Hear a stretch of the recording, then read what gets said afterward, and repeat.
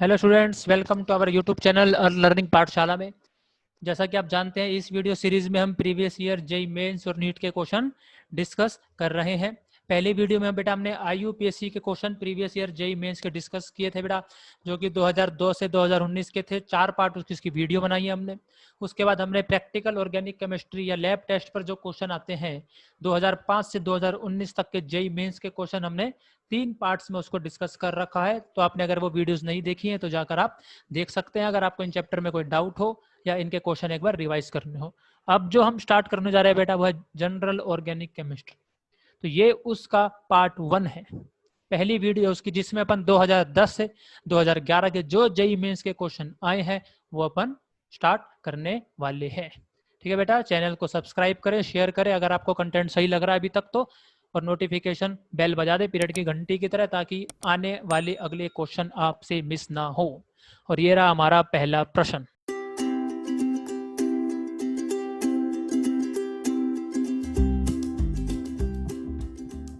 तो भाई साहब, ये रहा हमारा पहला क्वेश्चन जो कि आया हुआ है AIEEE 2010 में। देखते हैं क्वेश्चन क्या कहता है। क्वेश्चन बोलता है भाई साहब, the correct order of increasing basicity, यानी मुझे क्या करना है भाई साहब, बेसिसिटी का ऑर्डर लगाना है। ठीक है, of the given conjugate base R is equal to CH3 दे रखा है। तो पहले एक मैं नजर मार लेता हूँ कि ऑप्शन में हर एक ऑप्शन अलग अलग है कि वही सेम 4 लोग हैं। तो जब मैंने ऑप्शन पे नजर मारा तो मैंने देखा हाँ वही सारे सेम लोग हैं, तो उन लोगों को अपन लिख लेते हैं। ठीक है ना, तो पहले ऑप्शन में देख लेते हैं अपन, वही वाला लिख लेते हैं। एक है मेरे पास C double bond O minus, जहाँ पे R क्या है CH3 बेटा, और क्या मेरे पास CH triple bond C minus, और क्या है मेरे पास CH3 माइनस, क्योंकि R वही है ना, गिवन है अपने को, और एक है बेटा हमारे पास NH2 माइनस। अब बेस कौन होता है? बेस वो होता है जो अच्छे से दान करे। ठीक है, जो जितने अच्छे से दान करेगा बेटा वो उतना अच्छा बेस हो जाएगा। अब देखते हैं दान कौन अच्छे से करता है। क्या दान करना है बेटा हमको? यहाँ पे इलेक्ट्रॉन दान करने हैं। जो जितने बढ़िया तरीके से इलेक्ट्रॉन दान कर देगा वो उतना बढ़िया बेस हो जाएगा। तो अपन देखते हैं भाई साहब दानवीर कौन कौन है। तो यहाँ पर जो दान देने वाला है इलेक्ट्रॉन है O। यहाँ पर जो दान देने वाला है वो है कार्बन। कौन सा कार्बन? sp carbon. ठीक है बेटा, यहाँ पर जो दान देने वाला है बेटा वो भी कौन है? कार्बन। पर कौन सा कार्बन है बेटा? वो sp3 कार्बन। ठीक है बेटा, अब यहाँ पर जो दान देने वाला है वो कौन है? हमारे पास नाइट्रोजन। अब जरा ध्यान से देखेंगे, ऑक्सीजन, कार्बन और नाइट्रोजन, क्या सारे के सारे सेम पीरियड है कि डिफरेंट पीरियड है? तो सारे के सारे सेम पीरियड है। और जब भी सारे के सारे एलिमेंट क्या हो आपके, सेम पीरियड के एलिमेंट है बेटा, तो आपका आंसर जाएगा इलेक्ट्रोनेगेटिविटी पर। अब दान देना अपने को इलेक्ट्रोनेगेटिविटी। अब देखो दान और इलेक्ट्रोनेगेटिविटी का क्या लेना देना है? जितना ज्यादा उसका इलेक्ट्रोनेगेटिविटी होगा उतनी ही कम इच्छा होगी कि वो कुछ दान करेगा, कुछ का इलेक्ट्रॉन दान करेगा। समझ में आई बात? समझ में आ गया बेटा? तो जितनी ज्यादा उसकी इलेक्ट्रोनेगेटिविटी होगी उतना वो कम दान करेगा और उतना ही वो घटिया बेस हो जाएगा। तो मेरे को पता है इलेक्ट्रोनेगेटिविटी का ऑर्डर क्या होता है बेटा। इलेक्ट्रोनेगेटिविटी का ऑर्डर होता है, सबसे ज्यादा होती है ऑक्सीजन, इन सब में बात कर रहे हैं अपन। ठीक है ना, फिर आएगा नाइट्रोजन और फिर आता है कार्बन। सही है एकदम। अब जिसने इतना ही देख के आंसर लगा दिया तो भाई साहब उसका आंसर हो जाएगा गलत। क्यों हो जाएगा? क्योंकि यहाँ पे हल्का सा ट्विस्ट है। हल्का सा ट्विस्ट क्या है जो आपको याद रखना है भाई साहब, बहुत इंपॉर्टेंट है इलेक्ट्रोनेगेटिविटी के लिए, कि sp कार्बन की इलेक्ट्रोनेगेटिविटी ज्यादा होती है किससे? sp3 नाइट्रोजन से। बस ये वाला पॉइंट आपको याद रखना है बेटा। समझ में आ गया ना? sp कार्बन की इलेक्ट्रोनेगेटिविटी ज्यादा होती है किससे? sp3 नाइट्रोजन से। तो यहाँ पे अब आपका आंसर क्या आ जाएगा? जो कम इलेक्ट्रोनेगेटिव वो उतना अच्छा क्या हो जाएगा बेटा? बेस। तो कम इलेक्ट्रोनेगेटिव कौन है? सबसे पहले कार्बन सबसे कम इलेक्ट्रोनेगेटिव, तो CH3 माइनस सबसे अच्छा बेस। उसके बाद बोलो, उसके बाद एक sp कार्बन है और एक नाइट्रोजन है, तो कौन आएगा बेटा? नाइट्रोजन वाला। ठीक है बेटा, तो आएगा हमारे पास NH2 माइनस, फिर आएगा कौन? sp carbon. ठीक है, CH ट्रिपल बॉन्ड C। और यहाँ पर जो सबसे सबसे ताकतवर इलेक्ट्रोनेगेटिव यहाँ पर जो बैठा है बेटा वो कौन है? ऑक्सीजन। इसलिए ऑक्सीजन सबसे कहाँ पहुंच जाएगा? एंड में। इसलिए ऑप्शन पहुंच जाएगा सबसे एंड में। क्या ऐसा कहीं आंसर दिख रहा है? क्या ध्यान से देखो, बिल्कुल दिख रहा है सर, आंसर नंबर 4। ठीक है बेटा, अगर आपको ये वाला कंसेप्ट नहीं पता था sp कार्बन sp3 नाइट्रोजन, तो आपका आंसर गलत लग जाता और वहीं पर खेल खत्म। आप सोचेंगे 4 नंबर मिल रहे हैं, लेकिन बेटा मिल के आएगा -1। तो ध्यान रखेंगे छोटे छोटे कंसेप्ट। ठीक है बेटा, बढ़ते अपन अपने अगले क्वेश्चन की तरफ। बेटा ये रहा हमारा अगला क्वेश्चन जो कि आ चुका बेटा AIEEE 2011 में। क्वेश्चन बोलता है द नॉन एरोमेटिक, ध्यान से देखना भाई साहब, हमको वो बताना है जो इसमें से एरोमेटिक नहीं है। Non aromatic compound among the following is. अब आपको मालूम होना चाहिए कि अपन एरोमेटिक कैसे निकालते हैं। एरोमेटिक कंपाउंड सबको पता है, हक्कल रूल से निकालते हैं अपन, ठीक है ना। क्या बोलता है वो कि आपके कंपाउंड में क्या होना चाहिए बेटा, साइक्लिक रेजोनेंस या फिर बोले तो साइक्लिक कंजुगेशन। आपका कंपाउंड बेटा क्या होना चाहिए, प्लेनर, ठीक है ना, यानी सारे के सारे एटम sp2 होने चाहिए, ठीक है। एक वो होता है जो रिंग के अंदर एटम्स है वो क्या होने चाहिए बेटा, sp2 हाइब्रिडाइज। तो चांस रहेंगे कि वो आपका जो कंपाउंड है वो क्या रहेगा बेटा, प्लेनर रहेगा। अगर ऐसा होता है तब अपन काउंट करते हैं, क्या काउंट करते हैं, पाई इलेक्ट्रॉन, कौन से, जो रेजोनेंस में पार्टिसिपेट कर रहे हैं। अगर वो 4n+2 के इक्वल आ जाए तो अपन बोल देते हैं बेटा, क्या बोल देते हैं, हमारा कंपाउंड एरोमेटिक है। अब ये क्वेश्चन 1 सेकंड का है, जिसको इतनी नॉलेज है उसके लिए 1 सेकंड का कैसा है, उसको 1 सेकंड में चमक जाएगा। क्या चमक जाएगा सर, ये देखो ये वाला कार्बन ये तो sp3 है। अगर ये sp3 है यानी ये वाला जो आपने सर कंडीशन बताया था कि sp2 प्लेनर, वो तो कट गया, क्योंकि यहाँ पर क्या आ गया sp3, तो यानी यही मेरा आंसर है बेटा, जो कि क्या है, नॉन एरोमेटिक। तो 1 सेकंड का क्वेश्चन था, बहुत ही सस्ता क्वेश्चन था ना, ठीक है बेटा। बाकी सब जो आपको दे रखे हैं वो सारे के सारे क्या हैं, यहाँ पर एरोमेटिक कंपाउंड है। अब जैसे कोई सोच रहा हो सर ये वाला कैसे है, इसमें तो मेरे को 1 2 पाई बॉन्ड यानी 4 दिख रहे हैं मेरे को तो इलेक्ट्रॉन, पर भाई साहब ए सल्फर के ऊपर क्या है, लोन पेयर, जो कि पार्टिसिपेट करेंगे रेजोनेंस में, तो कितने बन जाएंगे, ये 6 पाई इलेक्ट्रॉन हो जाएगा। और जब आप 4n+2 = 6 करोगे तो n का वैल्यू 1 आएगा, तो यानी ये एरोमेटिक है। इसी तरह से बेटा यहाँ पे भी कर लो, देखो ये वाला भी वही है, माइनस मतलब फिर से 2 इलेक्ट्रॉन, ये भी कितना इलेक्ट्रॉन रखता है, 6 पाई इलेक्ट्रॉन। ये कितना रखता है, 1 2 3 4 5 10 पाई इलेक्ट्रॉन। तो यहाँ पे जब n की वैल्यू 2 करोगे 4n+2 में, तो n की वैल्यू क्या आएगी, 2 आएगी। तो ये भी क्या बेटा, एरोमेटिक। पेपर में इतना दिमाग नहीं लगाना था, पेपर में तो 1 सेकंड में sp3 दिख गया, टिक करके आगे बढ़ेंगे अपन 1 सेकंड में, ठीक है बेटा। बढ़ते हैं अपन अपने अगले क्वेश्चन पे। हाँ तो वैसा ये रहा हमारा अगला क्वेश्चन जो कि आ चुका है बेटा AIEEE 2011 में। देखते हैं क्वेश्चन क्या बोलता है। क्वेश्चन बोलता है the strongest acid among the following compound is. अब जब भी आपको बात आएगी कि कौन स्ट्रॉन्ग एसिड है, तो पहले आप क्या करेंगे, H+ दे देंगे, उसके बाद देखते हैं क्या बनता है, ठीक है बेटा। उसके बाद जो बनेगा उसकी स्टेबिलिटी बस आपको चेक करनी होती है।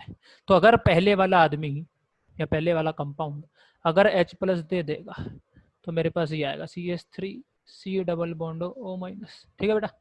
अब सर अगर दूसरा वाला दे देगा तो देखो बेटा, दूसरा दे देगा तो आएगा HC डबल बॉन्ड O-, सही है एकदम। सर तीसरे वाला दे देगा तो क्या आएगा, देखो तीसरे वाला देगा तो बेटा आएगा CH3 CH2 CHCl C double bond O-, ठीक है बेटा। अब फोर्थ वाला अगर दे देगा तो क्या आएगा, तो आएगा Cl CH2 एक और CH2 फिर एक बार और CH2 C double bond O-, कि H+ देने के बाद ये बनेगा। अब बस आपको एक चीज देखनी, टू सी वो क्या देखना बेटा आपको, माइनस कहाँ पर स्टेबल है। सबसे पहले देखो माइनस किस पे है, तो सबसे पहले देखेंगे माइनस सर इधर O पे है, इधर भी O पे है, इधर भी O पे है, इधर भी O पे है, चारों तरफ तो सेम ही एटम पे है ना, हर बार O पर ही है। तो अब मैं कैसे देखूं सर, अब अपन लगाएंगे बेटा क्या, इलेक्ट्रॉनिक इफेक्ट्स। वो क्या होता है देखो, अब आपका ये वाला पार्ट तो हर जगह सेम है, कौन सा वाला part, C double bond O-, इतना जो इतना पार्ट है वो हर जगह है, ठीक है। अब जो स्टेबिलिटी में जो फर्क डालेंगे वो ये डालेंगे जो एक्स्ट्रा पार्ट लगे हुए हैं, जैसे यहाँ CH3 लगा है, यहाँ H लगा है, यहाँ पर इतना बड़ा ग्रुप लगा है, यहाँ तो और भी बड़ा ग्रुप लगा है ना, ये सब अब इफेक्ट डालेंगे। अब माइनस की स्टेबिलिटी मुझे यहाँ पर देखनी है। अब देखो बेटा वो कैसे देखते हैं कि माइनस की स्टेबिलिटी कौन बढ़ाता है। अब माइनस को आप मान के चले वो एक दुख की तरह है, जितना ज्यादा आप उसका दुख कम कर पाएंगे उतना ज्यादा वो स्टेबल होगा। अब दुख कैसे कम करते हैं, दुख कम करते हैं, दुख बांट के कम होता है बेटा, है ना। अब दुख बांट के कैसे कम होता है, अब देखो माइनस चार्ज है, जो उस माइनस चार्ज को ले ले अपने पे या उस पे माइनस कम करवा दे, बोला तो इलेक्ट्रॉन विड्रॉइंग ग्रुप, वो उस माइनस का दुख बांटेंगे, ठीक है ना, क्योंकि इलेक्ट्रॉन विड्रॉइंग ग्रुप है, वो इलेक्ट्रॉन अपने पे ले लेंगे और जो उधर माइनस था उधर हल्का सा माइनस अब क्या हो जाएगा बेटा, चार्ज कम हो जाएगा, तो वो क्या हो जाएगा, स्टेबल। सही है ना एकदम। तो इलेक्ट्रॉन विड्रॉइंग ग्रुप अगर होगा तो इस माइनस की स्टेबिलिटी बढ़ेगी, लेकिन मुझे पता है यहाँ पर तो बेचारा CH3, ये तो भाई साहब प्लस आई ग्रुप होता है, ये तो दुख बढ़ाने वाला है, माइनस पर और माइनस, यानी दुख पे और दुख दे रहा है, तो ये तो घटिया है एकदम। हाइड्रोजन बेचारा कुछ नहीं करता है, ठीक है। फर्स्ट वाले से तो अच्छा है कम से कम, कि मैं दुख बढ़ा तो नहीं रहा हूँ कम से कम। तीसरे वाले में देखो, अब ये लगा है बेटा Cl, जो कि क्या लगाता है भाई साहब, माइनस आई लगाएगा, यानी ये थोड़ा सा दुख उसका क्या कर रहा है, कम कर रहा है, उसको क्या कर रहा है, स्टेबल। यहाँ पर भी क्या लगा हुआ है, Cl, जो कि बहुत दूर लगा है। अब आपको मालूम होना चाहिए कि जो आपका माइनस आई यानी इंडक्टिव इफेक्ट होता है बेटा, वो डिस्टेंस डिपेंडेंट होता है। जितना वो ग्रुप दूर होता जाएगा उतना उसका असर बेटा कम होता जाएगा, ठीक है ना। तो सबसे ज्यादा माइनस आई कहाँ लग रहा है, सबसे ज्यादा माइनस आई लग रहा है सर थर्ड पे। तो जो थर्ड वाला ग्रुप है वो क्या करेगा, उसका दुख सबसे ज्यादा बांटेगा, ठीक है ना, तो अपने पे ले लेगा और उसको क्या कर देगा, स्टेबल। तो वही सबसे ज्यादा क्या होगा बेटा, एसिडिक। तो आंसर क्या आ जाएगा, बोलो थर्ड। तो कभी भी एसिडिक का क्वेश्चन आए, H+ दान कर दो, उसके बाद जो बन गया उसको चेक कर लो, ठीक है ना। चलो, एक दो केस होते हैं जहाँ पे हाइड्रोजन बॉन्डिंग वगैरह देखना होता है, तो देखते हैं, अगर उसके भी क्वेश्चन आएंगे तो अपन देखते चलेंगे, ठीक है बेटा। इजी क्वेश्चन था एकदम। बढ़ते हैं अपन अपने अगले क्वेश्चन की ओर। हाँ, तो भाई साहब ये रहा हमारा अगला क्वेश्चन, जो क्या चुका बेटा AIEEE 2011 में। देखते हैं क्वेश्चन क्या बोलता है। क्वेश्चन बोलता है identify the compounds that exhibit टोटो। टोटोमरिज्म किसमें है भाई साहब, तो टोटो का क्वेश्चन आ चुका है। अब टोटो क्या होता है भाई साहब, हमें तो टोटो मालूम है क्या, देखते हैं। नहीं मालूम है तो क्वेश्चन नहीं हो पाएगा ना, कि थ्योरी से आपको अच्छे से आना चाहिए कि टोटो क्या होता है। अब मैं आपको बताता हूँ टोटो क्या होता है। टोटो के लिए आपको चाहिए एक C डबल बॉन्ड ग्रुप, ठीक है बेटा। एक C डबल बॉन्ड यानी एल्डिहाइड हो या फिर कीटोन हो, ठीक है। C double bond O group रहेगा, उससे अगला कार्बन, उससे जुड़ा पहला कार्बन, एक कार्बन नंबर एक, जिसको अपन अल्फा बोल देते हैं ग्रीक में। जैसे अपनी गिनती होती है बेटा 1 2 3, वैसे ही चलता है अल्फा बीटा और गामा। तो अल्फा वाले कार्बन पर एक हाइड्रोजन होना चाहिए, बस इतना ही है, मिनिमम एक हाइड्रोजन, ठीक है बेटा। और ये आपका कार्बन क्या होना चाहिए, sp3 हाइब्रिडाइज। समझ में आ गया बेटा। तो बस, तो टोटो कैसे चलता है देखो। अब टोटो कैसे चलता है, ये जो बॉन्ड है आपका हाइड्रोजन का, कार्बन और हाइड्रोजन का, ये बॉन्ड जाता है इधर कार्बन और कार्बन के बीच में, तो यहाँ पे क्या हो जाएगा, C डबल बॉन्ड C हो जाएगा, बोलो। अब जब ये बॉन्ड यहाँ जाएगा तो इस कार्बन के तो 5 बॉन्ड हो जाएंगे, और बेचारा कार्बन 5 बॉन्ड तो नहीं रखता है, तो इसको अपना एक बॉन्ड तोड़ना पड़ता है, बोलो। ठीक है, तो C डबल बॉन्ड का वो बॉन्ड तोड़ लेता है और O पे क्या जाता है, माइनस। और जैसे ही उस O पर माइनस आएगा, वो क्या ले लेगा, ये वाले H को पकड़ लेगा, और क्या बन जाएगा बेटा, ये होता है आपका टोटो, जिसको अपन यहाँ पे बोले कीटो, कीटोन है तो। और ये आपका क्या बनेगा, डबल बॉन्ड है तो इन, एल्कोहल है तो ओल, इसको अपन बोलते हैं बेटा कीटो इनोल टोटोमर। एकदम इजी है ना।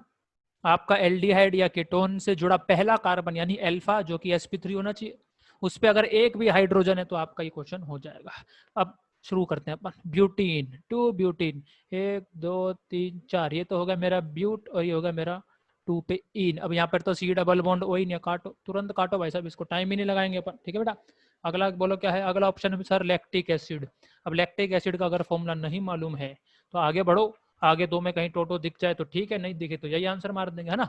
अब लैक्टिक एसिड अपन यहाँ पर देख लेते हैं क्या होता है। तो बेटा लैक्टिक एसिड होता है CH3 CHOH COOH, carboxylic acid. पर अपने को क्या चाहिए बेटा, एल्डिहाइड और कीटोन, तो इसको भी काटो। थर्ड वाले ऑप्शन पे आ जाओ।